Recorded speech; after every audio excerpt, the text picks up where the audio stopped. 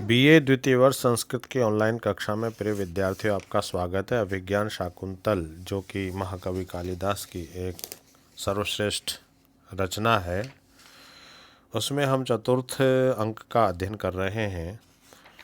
प्रिय विद्यार्थियों, आपको जैसा मालूम है कि कण्व ऋषि की पुत्री शकुंतला को उसके पति दुष्यंत के पास भेजा जा रहा है और काश्यप कण्व ऋषि शारंग्रव को बहुत सारी बातें बता रहे हैं कि तुम वहाँ जा कर के राजा से इस प्रकार की बातें कहना। शारंग्रव और काश्यप ऋषि उस शारंग्रव को कहते हैं, तुम यहाँ से इसके पति के कुल में प्राप्त होकर के उस राजा से इस तरह से कहना, दुष्यंत से ये कहना। क्या कहना? बहुत ही सुंदर उपदेश इस श्लोक के अंतर्गत दिया गया है, जो कि वैवाहिक जीवन के बाद जब लड़की अपने ससुराल में पहुंचती है तो वहां पर किस प्रकार का व्यवहार उसके द्वारा किया जाना चाहिए, उसका विवरण इसमें दिया गया है। और वही कण्व ऋषि यहाँ पर कह रहा है। शुश्रूष्व गुरुन कुरु प्रिय सखी वृत्ति सपत्नी जने भर्तु विप्रकृता पिरोषणदया मास्मगम प्रतिपम गमः भूयिष्ठम भव दक्षिणा परिजने भाग्येश्वनुत्सेकिनी यान्ति एवं गृहिणी पदम युवतयो वामा कुलस्यादय। काश्यप ऋषि शकुंतला को इंगित करके कहते हैं कि हे शकुंतला, तुम वहाँ पति के कुल में पहुँच करके गुरुन शुश्रूस्व, अर्थात गुरुन, यहाँ पद आया गुरुन, यहाँ गुरुजनों की, गुरुजनों का अर्थ हुआ यहाँ दुष्यंत के माता पिता दादा और जो भी उसके परिवार में बड़े आदरणीय और सम्माननीय लोग हैं, उन सब की शुश्रूषवा, सेवा करना। और सपत्नी जने प्रिय सखी वृत्ति कुरु, और क्योंकि वो राजा है और राजा की अनेक पत्नियां होती हैं, इसलिए सपत्नी जने, अपनी जो सोते हैं सपत्नी जन हैं, उन पर प्रिय सखी के समान जैसा व्यवहार तुम करना।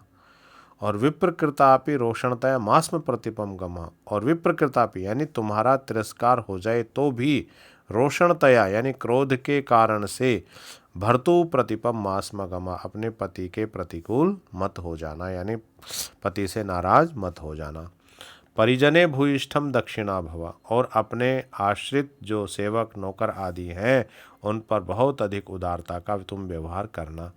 भाग्येषु अनुत्सेकिनी भव, और उच्च पद आदि प्राप्त होने पर अपने भाग्य पर इठलाना मत, अभिमान मत करना, अर्थात निरभिमानी होना, अर्थात विनम्र भाव वाली होना। एवं इस प्रकार आचरण करने वाली युवतयः अर्थात स्त्रियां गृहिणी पदम यान्ति, यानी गृह लक्ष्मी या सुगृहिणी पद को प्राप्त होती हैं।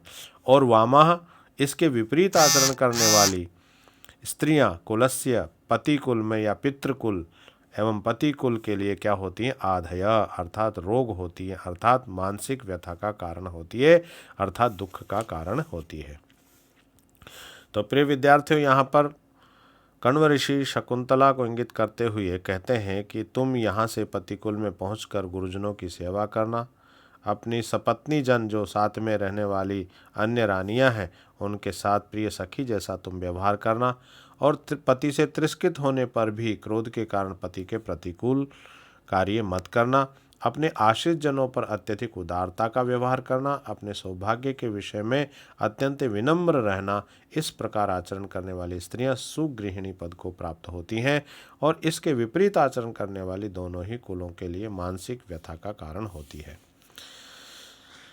पतिगृह जाती हुई शकुंतला को अनुशासित करते हुए अर्थात उपदेश करते हुए महर्षि कण्व कहते हैं कि तुम पतिगृह में पहुंचकर वहाँ सास ससुर दादा दादी आदि गुरुजनों की सेवा करना। अपनी जो अन्य बहन रानियां हैं उन पर भी तुम वैसा ही व्यवहार करना जैसा कि तुम अपनी प्रिय सखियों पर करती हो। जब कभी स्थितिवश तिरस्कृत होकर भी क्रोधवश पति के प्रतिकूल आचरण न करना। अपने परिजनों आश्रितों सेवकादि जनों पर बहुत अधिक उदारता का व्यवहार करना। यदि तुम्हें उच्च पद प्राप्त होने का सौभाग्य मिले तो घमंड न करना, और न उच्च पद प्राप्त हेतु सदा उत्साह ही दिखाना। भाग्यतः जो जब प्राप्त हो उसे विनम्रतापूर्वक स्वीकार करना। जो युवती जन इस प्रकार का आचरण करती है वे सुगृहिणी अथवा गृह लक्ष्मी कहलाती है, परंतु इसके विपरीत आचरण करने वाली स्त्रियां पतिकुल एवं पितृकुल दोनों ही के लिए मानसिक व्यथा का कारण बनती हैं। तो प्रस्तुत पद्य में वामा स्त्रियों पर आधित्व का आरोप होने से रूपक अलंकार यहाँ पर दिया गया है। महर्षि कण्व ने शकुंतला के माध्यम से संसार की नववधुओं के लिए एक सर्वथा व्यवहारणीय मनोहर उपदेश दिया है, जिससे कि उनका भावी जीवन सुखमय हो सके। जो स्त्रियां इसमें वर्णित अनेक उदात्त आदर्शों एवं भारतीय संस्कृति द्वारा अनुमोदित स्त्रियोचित इन नियमों का पालन करेगी वे गृह लक्ष्मी पद को प्राप्त कर सुख और शांतिमय जीवन बिता सकेगी।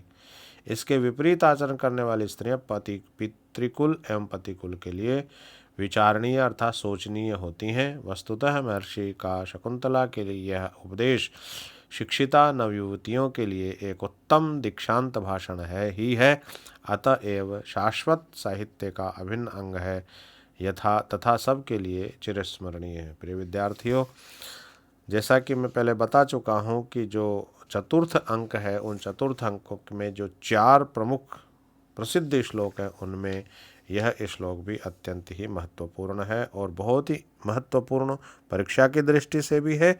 इसलिए प्रिय विद्यार्थियों इस श्लोक को आप अवश्य याद कर लें, क्योंकि यह परीक्षा में निश्चित रूप से आता रहता है। तो प्रिय विद्यार्थियों आज इतना ही, आगे कल की जो है कक्षा में बात करेंगे। धन्यवाद।